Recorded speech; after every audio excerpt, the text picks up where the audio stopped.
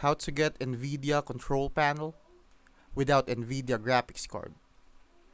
I'm going to tell you how to get the NVIDIA Control Panel without an NVIDIA graphics card. Here's the thing. While you can technically download the NVIDIA Control Panel from the Microsoft Store or through driver packages, it won't actually work without an NVIDIA GPU installed. The software is built to detect NVIDIA hardware, and without it, the panel either won't open or will show a hardware not detected error. Some users try installing legacy drivers or using spoofing methods, but it's not reliable and usually pointless.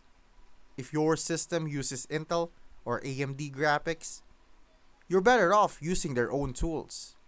Intel Graphics Command Center or AMD Adrenalin. Bottom line, no NVIDIA GPU, no functional control panel.